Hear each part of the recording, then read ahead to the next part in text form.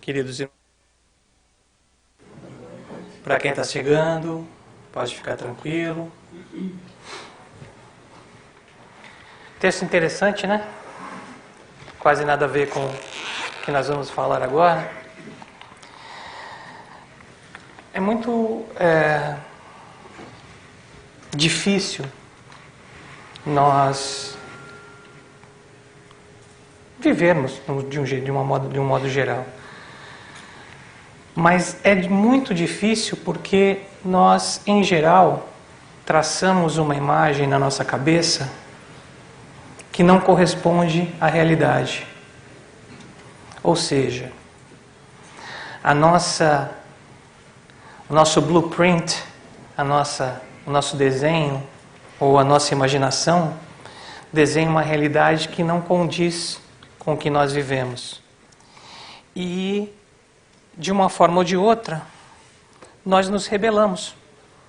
Nós não aceitamos a realidade que nós temos, porque também nós não aceitamos que nós criamos uma realidade que está além ou aquém do que nós temos de verdade. Então a proposta da noite é falar um pouquinho sobre o que nós falamos no final de toda a oração e de toda prece espírita. O que é que nós falamos? Ao invés de amém? Que assim seja. Que assim seja o quê? O que tem que ser. O que tem que ser. Ou seja, que nós aceitemos as condições que nos vêm da forma que elas vêm. E não que nós tentemos modificar de acordo com a nossa vontade. Nós não falamos seja feita a minha vontade. Nós falamos seja feita a tua vontade, mas é verdade? Ou nós falamos só da boca para fora? São palavras muito poderosas quando a gente pede perdoai as nossas ofensas. Alguém dá sempre uma roubadinha. Mais ou menos do jeito que a gente perdoa os outros. Quer dizer, a gente já sabe que a gente não perdoa, então perdoa um pouquinho mais do que eu perdoo. Mas pelo menos nós estamos aceitando que nós não perdoamos tanto assim ao próximo. E quando nós estamos pedindo para que sejamos perdoados da mesma forma, nós estamos tendo praticamente o que nos é devido. Mas a aceitação é uma coisa muito interessante. Eu vou começar com uma fábula de La Fontaine, para quem não conhece, um escritor e filósofo da França Antiga, que pelo pai dele ter sido um guarda florestal, ele ficou durante muito tempo observando os animais e criou fábulas maravilhosas sobre animais, dando características humanas a eles, ou seja, para que o ser humano pudesse se estudar através da fábula. Essa diz o seguinte, é a fábula da rã e do boi. O livro são Fábulas de La Fontaine, um estudo do comportamento humano pelo espírito Hamed. Uma rã vê um boi que lhe parece muito belo, por causa do seu porte avantajado. Ao se ver tão pequena, pois o seu tamanho correspondia ao de um ovo, a rã, invejosa, começa a largar-se, inchar-se, esforçar-se para igualar em grandeza física ao boi. E dirigindo-se a outra rã, pergunta, olhe bem, minha irmã, já aumentei bastante? Absolutamente não, respondeu a companheira. E agora, insiste a rã invejosa, já estou parecida com ele? De maneira alguma, confirma a outra. E a rã estufou mais um pouco e perguntou novamente, e agora então, como estou? Você nem sequer chega perto dele. A rã, desvairada, se incha tanto que estoura. O mundo está cheio de pessoas insatisfeitas. Todo burguês quer construir um palácio. Qualquer príncipezinho tem embaixadores e todo marquês quer ter pajes como o rei os tem. Por que a rã quer ser um boi? Talvez porque o boi seja grande e ela seja pequena. E talvez porque ela não aceite que mesmo sendo pequena ela tem um papel. Ela tem o que fazer. Ela nasceu pequena porque ela tem um papel. É necessário apreciar quem nós somos. Quando nós sentimos inveja, nós supervalorizamos a figura do outro e subestimamos tudo que nós conquistamos. É preciso ser o que se é, nem colocar as criaturas num pedestal, nem nos rebaixarmos à condição de capacho. Mas é muito difícil, porque o tempo todo nós estamos fazendo o quê? Nós estamos julgando. Difícil tirar a capacidade de julgamento instantâneo da nossa cabeça. Nós estávamos vindo para cá e tínhamos mais ou menos uns 40 minutos antes, mais, 1 hora antes de chegar. E eu falei para minha esposa, vamos passar aqui do lado na loja de música, que eu preciso ver, comprar uma coisinha. Vamos ver se tem. E na hora que nós estávamos entrando na rua para entrar na loja de música, que é logo aqui do lado, uma menina de cor passa por nós e meio que nos intima. Assim, tipo, tá olhando o quê? Essa percepção, esse desafio, esse ato dessa menina já fez com que o nosso julgamento fosse: e essa loja não é boa, e esse lugar não é bom, e eu não vou ter um bom tempo aí dentro, vai ser complicado. Quem disse? A minha percepção. Mas por quê? Porque eu julguei muito rápido. Eu julguei por uma atitude. Eu reagi a uma atitude, eu não pensei, eu não proagi, eu reagi. Nós entramos na loja, tinha um rapaz tocando uma bateria eletrônica, muito bem tocada, por sinal, foi muito interessante, nos atendeu muito bem. Infelizmente não tinha o que eu queria, porém fomos atendidos muito bem, vimos outros instrumentos musicais, saímos, matamos um tempo, entre aspas, chegamos aqui, está tudo certo. Mas a percepção é onde a gente enrosca. Porque nós não aceitamos que aquela pessoa pode estar num mau dia. Então eu já julgo que aquela atitude é a atitude deste local. Essa atitude deste local, eu já me armo contra este local. E aí eu já passo a não aceitar o que vem desse local, porque eu já estou com um pé atrás, como a gente chama. Então a gente tem que ter cuidado quando começa a perceber esse tipo de coisa, esse tipo de atitude nossa.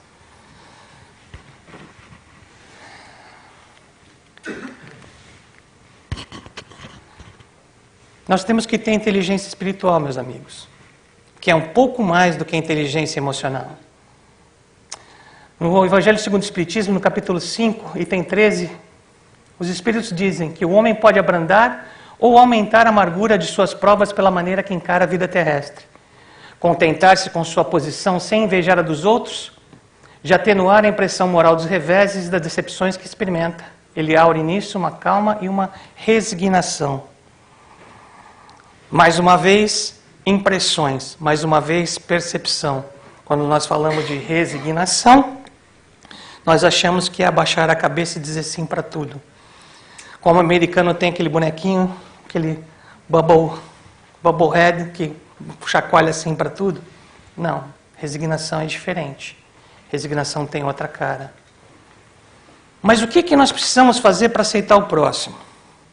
Primeiro, nós temos que aceitar a nós mesmos. Mas isso é um tema um pouquinho mais largo, um pouquinho mais amplo. Então vamos começar falando de aceitar o próximo. Imagina que você vai ajudar o seu semelhante. Você trabalha na CVV, Centro de Valorização da Vida. Sua função é atender pessoas que, em geral, vão ligar para você a ponto de cometer um suicídio.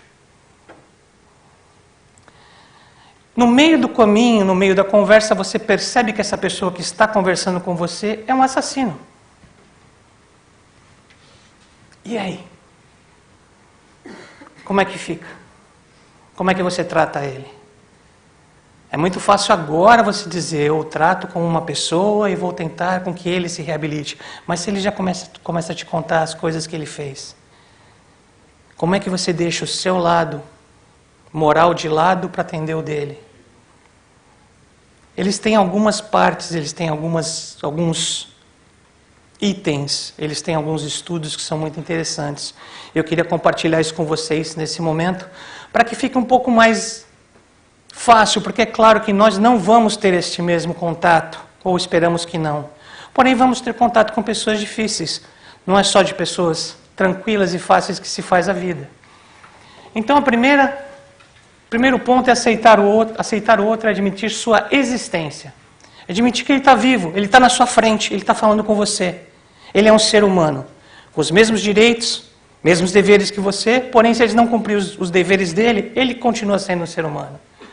É abrir nossas portas para ele, é nos convencermos de que ele é assim. Observar e examinar com ele todas as suas características, sem receio, sem preconceitos e sem julgamentos. Difícil, porque o tempo todo nós estamos julgando. Mas então é um exercício, é mais um exercício. Porque se você consegue fazer com outro, talvez fique mais fácil de fazer com você. É um exercício, você tem que tirar o julgamento, porque todo o tempo você vai estar prestes a emitir uma consideração que não é neutra e que não ajuda. Se você julga, você diz o que você acha de acordo com o seu preceito. Você não está ajudando, você simplesmente está julgando e emitindo uma opinião desse julgamento. Quando aceitamos o outro, vendo e procurando compreendê-lo com interesse verdadeiro e respeito, ele se sente seguro e confiante para fazer o mesmo, para observar melhor a si mesmo. Quando ele entende que você está simplesmente aqui para ouvi-lo e não para julgá-lo, ele se julga, ele se analisa. Qual é o papel do psicólogo? Qual é o papel do psiquiatra? O bom, não aquele que leva 10 anos e não chega a lugar nenhum. Ele vai deixar você falar. Ele vai deixar você chegar às suas conclusões. Mas ele vai ser inteligente, emocionalmente, suficiente para não exprimir a opinião dele sobre o que você está falando. Porque esse é um conflito seu, criado por você.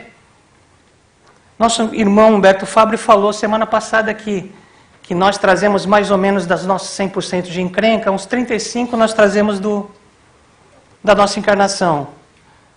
Os outros 65% a gente adquire aqui mesmo. Se nós adquirimos, quem é que tem que trabalhar isso? Eu vou trabalhar por você? Alguém aqui tem filho? Quantas vezes você foi um passo a mais para ajudar o seu filho e depois você ouviu dele, mas eu não te pedi? E aí você fala que ele é? Pois é, será? Ou você errou no tempo? Andar pela perna do outro significa que o outro ou vai ficar chateado porque você está invadindo ele, ou vai ficar folgado. E vai se acostumar. E você parou de andar e vai falar, mas por que parou? Parou por quê agora? Não. Parei porque você não me devolve. Mas você nunca me disse que você queria que eu devolvesse? Ué, não estava implícito? Não, não estava. E aí a gente se zanga. Com quem? Conosco mesmo. Aceitação. Nós estamos zangados conosco, não com ele, não com ela. Na medida em que nós as aceitamos, ele pode se aceitar melhor. E também passa a acreditar e a confiar mais na própria capacidade. Aceitar, meus amigos, não é o mesmo que concordar ou aprovar as atitudes dos outros. É simplesmente saber, você é o que é. Imagina se os espíritos superiores, olhando para o planeta Terra, nessa semana, não aceitasse o que visse e tivesse a oportunidade de modificar as coisas. Aonde estaria o nosso planeta? Será que nós estaríamos junto com os Atlantes? Será que nós estaríamos juntos com os Sumérios, debaixo d'água?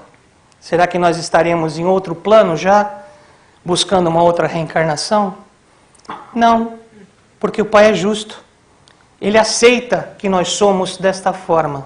Nós não nos aceitamos. Ele aceita. Nós não conseguimos nos aceitar e não conseguimos aceitar o próximo. A autoaceitação é primordial para poder aceitar o próximo. Se, por exemplo, eu penso que o homem é visceralmente mau e que as chaves da solução de seus problemas se encontram em mim, estabeleço um modo de relacionamento totalmente diferente de que se eu tiver uma visão otimista dele e julgá-lo capaz de dirigir-se a si mesmo. O Carl Ronson Rogers, fundador da terapia não diretiva, é a base do Centro de Valorização da Vida. é a psicologia utilizada por eles. Você valoriza o próximo. Você deixa ele em condições de se autoanalisar. Você dá ferramentas para ele, você dá confiança para ele, para que ele se sinta pleno. E se sentindo pleno, ele assuma a responsabilidade por ele mesmo. Porque até então tudo que ele recebeu foi crítica. Tudo que ele recebeu foram gestos que não são condizentes com o que ele está buscando. Quando você está correndo, quando você está pensando em uma forma de eliminar a sua dor, você não está querendo uma pessoa que fala, tá vendo? Falei para você. Eu te disse que não ia dar certo. Se você puder levantar e fazer esse rosto para todo mundo, é a expressão exata. Exata. Rogers resumiu uma nova abordagem que acreditava estar sendo praticada pela maioria dos psicólogos, com 4 tópicos. Intensa confiança na tendência do indivíduo para o crescimento, para a saúde e para a maturidade. Maior ênfase aos sentimentos que a compreensão intelectual. Primeira, já ouvimos milhares de vezes na doutrina espírita. Segunda, nada mais é do que o conceito de inteligência emocional, primeiramente divulgado em 1989. Olha quanto tempo já vai. Valorização do aqui e agora, ao invés das experiências passadas da pessoa. Momento da relação terapêutica visto como uma experiência de crescimento em si mesmo. A gente já falou tantas vezes, né? E eu achei interessante, eu não vou lembrar a referência que eu vi, mas eu achei muito interessante. Eu acho que foi... Como é o nome do tabloide espírita que nós temos? O Consolador. Um texto do Consolador. A pessoa que estava escrevendo fala o seguinte, sobre o aqui e agora. Como nós somos espíritos, nós temos a capacidade de estar aqui em corpo presente. Porém, o nosso espírito pode estar pensando e fazendo outra coisa. Então, onde você está? Nem aqui, nem lá. Você não está fazendo nenhum dos dois. Não tem jeito. Você está trabalhando uma dualidade e nós não temos condições. Gente, desculpe. Você conseguir fazer 2 coisas ao mesmo tempo é muito bom. Mas já está provado que nenhuma das 2 coisas sai 100%. Você pode até conseguir os 95%, que é ótimo, excelente. As mulheres principalmente. Os homens não têm tanto jeito para isso. Multitasking. Mas eu vou dizer uma coisa, é muito, muito, muito difícil chegar numa excelência e o 100% não se atinge. Então, se você quer fazer uma coisa 100%, faz uma. Depois faz outra, depois faz outra, depois faz outra. Então, se você está aqui, esteja aqui. Não esteja pensando no seu carro, não esteja pensando no que vai acontecer depois, ou no passe, ou na água fluidificada. Depois que tudo passar, você pode pensar na cantina. Pense bem na cantina, mas depois. Agora você pensa no que a gente está trabalhando aqui. Porque senão, você não está nem aqui e nem lá. Você não está fazendo nada. A Arte da Aceitação. Livro Renovando Atitudes do Espírito Amédio.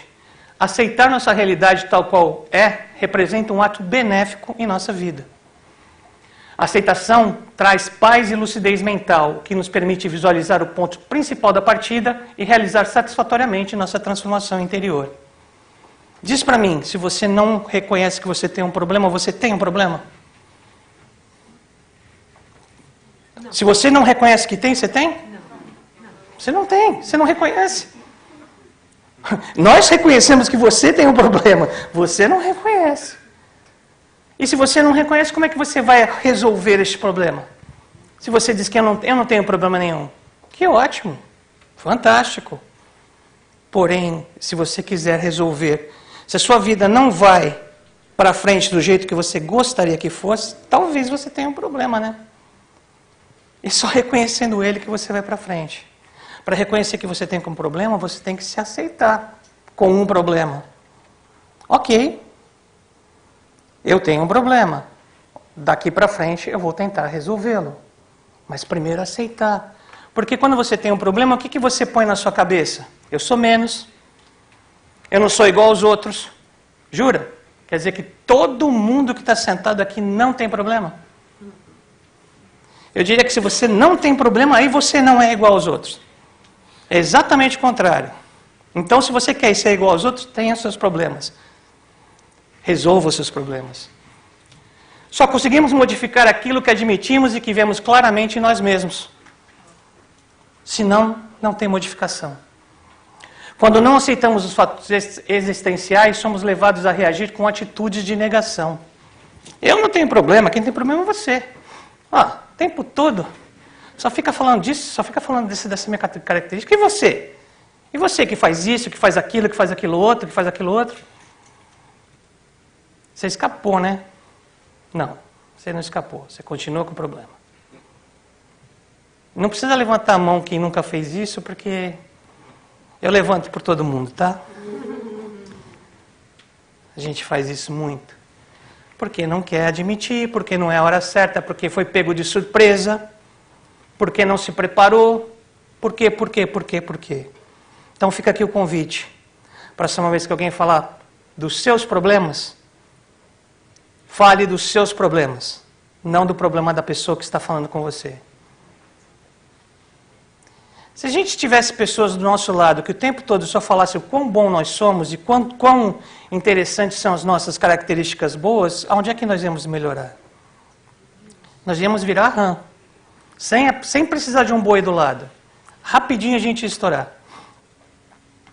Então, que bom que nós temos pessoas do nosso lado para falar das nossas encrencas, como diz o Dr. Alberto Almeida.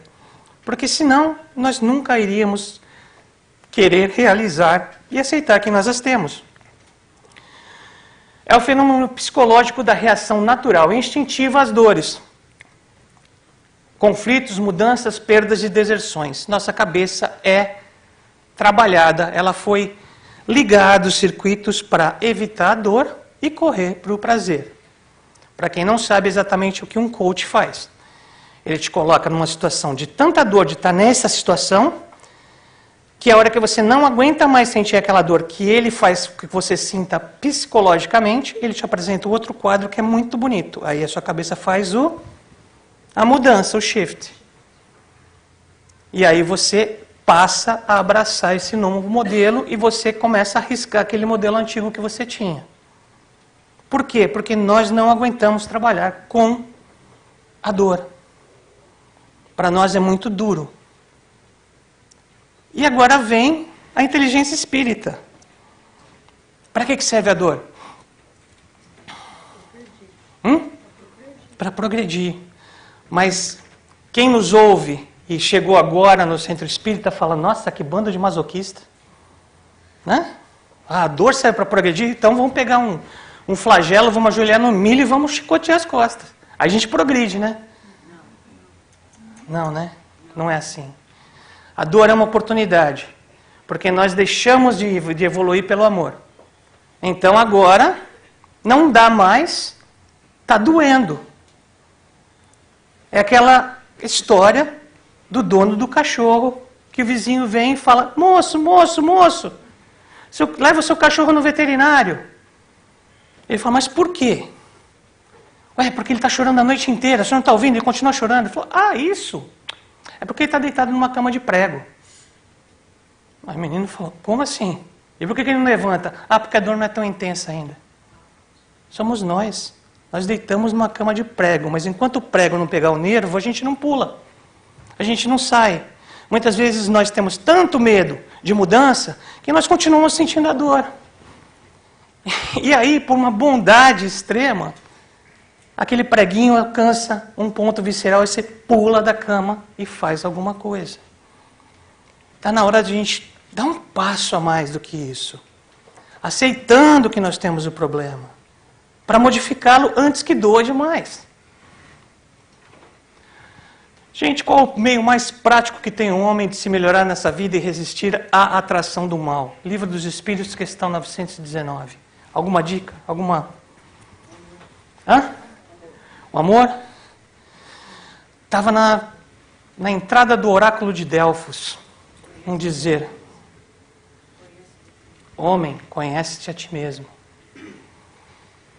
Mas então, se você se conhece a si mesmo, vamos colocar mais um sticker embaixo disso. Aceita-te a ti mesmo. Porque quando se diz, conheces a verdade vos libertará, a verdade é que nós somos imperfeitos, a verdade é que nós buscamos nos melhorar, porém nós temos nossas imperfeições. Então aceita a tua imperfeição, para que você possa melhorar, para que você possa buscar a verdade, e a verdade te liberte. Aceita a forma com que você é. Não pare e não se acomode nisso, mas aceite primeiro, para depois modificar. Ao lado de conhece-te a ti mesmo, usamos também o aceita-te a ti mesmo. Precisamos aceitar o que somos para podermos melhorar e chegar àquilo que queremos ser. Precisamos ter a vontade de ver, de entender, de saber, de sermos conscientes cada vez mais de nós mesmos. Quando aceitarmos a nós mesmos, eliminamos as amarras da doentia dependência que nos vincula aos outros, cujos costumes, crenças e valores não são os nossos. Segundo a psicologia moderna, os 2 maiores medos do ser humano são de não ser amado e de não ser aceito. E para isso nós fazemos muita besteira, principalmente quando somos adolescentes. Mas continuamos fazendo. Para ficar naquele grupo, para participar daquele grupinho seleto no trabalho, para participar daquele time de futebol, para participar daquele grupo que sai de noite, nós abrimos mão de quem nós somos para poder participar de uma coisa que nós achamos que é maior, que é o boi. Que é o boi da história. E nós somos o sapo. Para quê? Nós temos a nossa função e ela é bela. E se nós fizermos ela bem, quem sabe não vem uma princesa ou um príncipe e dá um beijo na gente e nos transforma numa coisa maravilhosa. Pode acontecer. Mas nós temos que dar essa chance de acontecer. Senão nunca vai acontecer. Nós temos que tentar. Aceitação, meus amigos, não é conformismo. Aceitação traz paz interior e permite que você se esforce para mudar. Ela é baseada na sabedoria interior. O conformismo mantém o ser no estado em que poderia ser modificado, baseado em sentimentos ligados à baixa estima. Ninguém falou isso na vida, né? Ou ninguém ouviu isso. As coisas estão do jeito que estão porque todo mundo aceita tudo. Ninguém ouviu isso, né? Na política, no futebol, em casa. Eu não posso aceitar a situação, porque se eu aceitar, não vou fazer nada para mudar. Olha a inversão de pensamento. Agora vem a pergunta, dor ou amor? Você está se torturando ou você está se amando? Eu não posso fazer nada, eu não posso aceitar essa situação, porque senão eu vou me conformar com ela e vou ficar desse jeito. Se você aceitar essa situação, entender como navegar pela situação, aí é que você vai trabalhar você, pessoa dentro dela. Se você disser, não aceito, não adianta que eu não aceito, não aceito a pessoa com que meu irmão se casou. Não aceito. Não quero ver nem pintada de ouro na minha frente. E aí vem Natal, e aí vem Thanksgiving, e aí vem aniversário, e você não vai em nenhum desses eventos, e você não vê sua família. Diz para mim, não é tomar veneno e desejar que o próximo morra? Mas quem está tomando é você e quem está morrendo é você? Para quê? A pergunta é para quê? Para que se infligir tanta dor? Só mudamos quando somos impulsionados por sentimentos como raiva e indignação? Será que nós podemos melhorar esse nosso padrão? Será que nós podemos evoluir um pouco no nosso pensamento? Evite o julgamento, meu amigo. Perdoar significa ter julgado. E quem somos nós para poder julgar alguém? Emmanuel. Ao julgarmos algo ou alguém, quase sempre emitimos pareceres ilusórios, não fundamentados em bases, razões e motivos sólidos. Sabe por quê? Porque você julga a outra pessoa baseado em você. E muitas vezes o que a gente absorve de informação não é verdade. Muitas vezes o seu grande amigo te passou uma informação confidencial e você guardou dentro de você e depois de 7 anos vem um papo sobre isso e fala, não, tenho certeza, essa pessoa fez isso, eu tenho uma fonte fidedigna que me falou que isso é verdade. Você checou? Se você fala coisas bonitas, interessantes, para o seu amigo gostar de você, será que ele não fala isso para você também, de volta? É verdade? Faz bem para alguém? Ou vai machucar alguém se essa verdade for colocada? As peneiras de Sócrates, para que nós vamos passar uma imagem de quem nós não somos? Eu, por causa da minha mão, quando eu era teenager, 12, 13 anos, claro que eu queria que todo mundo me aceitasse como igual. Mas claro que esta bênção que o Pai me deu, porque senão eu estaria falando para vocês, não teria feito metade das coisas na minha vida, ou 70% das coisas da minha vida, naquela época me parecia um problema. Então o que eu fazia? Muitas vezes eu inventava uma história para eu parecer bacana, inventava uma situação para eu sair de bom, de bacana para os outros. Até o dia que você é desmascarado. Porque quem vive inventando mentira, vive morrendo de medo de ser desmascarado. Faz parte. Mas faz parte de lembrar, aceitar que você teve essa condição, que essa condição não morreu dentro de você, que se você der uma margem, ela volta. Então ficar se procurando algumas deixas. Espera aí, essa situação vai me levar lá? Ok, paro por aqui. É entender um pouco mais de você mesmo. Pronunciamos uma sentença prematura de condenação ou absolvição sem conhecimento prévio de tudo que vem ocorrendo na intimidade humana. Você sabe, voltando ao exemplo do CVV, se aquele assassino que está falando com você, que está querendo se matar, porque não aguenta mais matar tanta gente, não aguenta mais a culpa de tanta gente nas costas dele, não nasceu numa situação que o levou a ser assassino? Quem somos nós para julgar essa pessoa?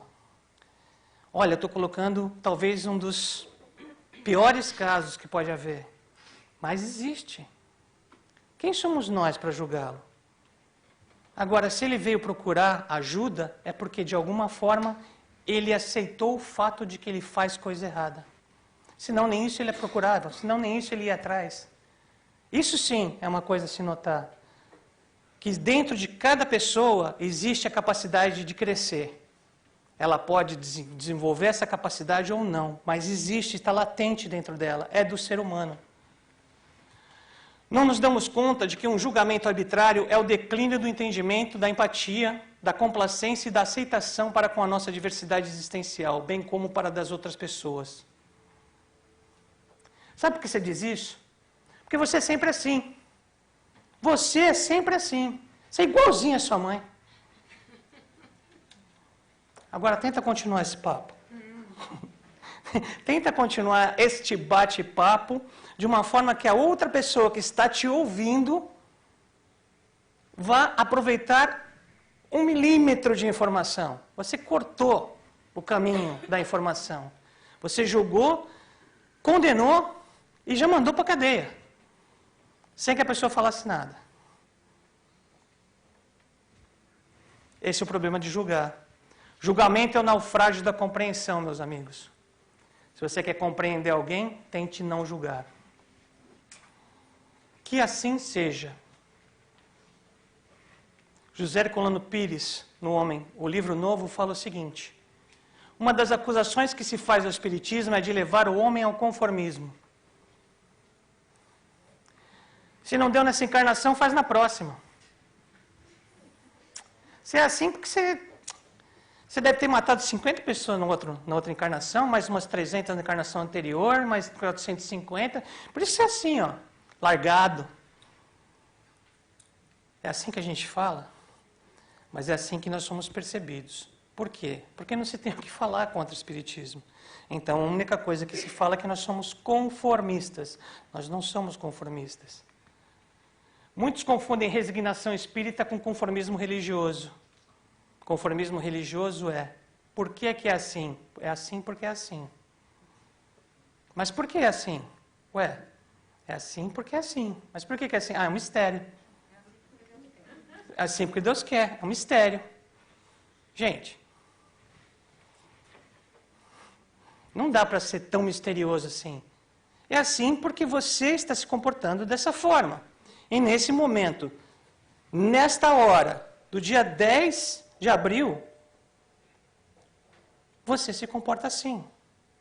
A hora que você sair daqui, você pode se comportar diferente. Mas agora, o que você tem para apresentar é o que entrou por essa porta e sentou nessa cadeira. Então é assim, desta forma, porque é assim que você se apresenta. E não porque é um mistério. Não tem mistério nenhum. Nós aceitamos quem nós somos até certo limite. E é isso que nós somos e é isso que nós apresentamos para o próximo. A resignação espírita decorre não de uma sujeição místico-religiosa a forças incontroláveis, mas de uma compreensão do problema da vida. Quando o espírita se resigna, está aceitando uma realidade a qual terá de se sujeitar exatamente para superar, para vencer. Provas e expiações. Passa na prova, ela não volta. Agora, por que que isso sempre ocorre comigo? Por quê? Por quê? Mistério. Esta resposta não existe. Porque, primeiro, não é que sempre ocorre com você. Se você fizer uma pesquisa no seu bairro, você vai ver que ocorre com um monte de gente. Mas você quis puxar a sardinha para o teu lado. Ocorre com muita gente, não é só com você.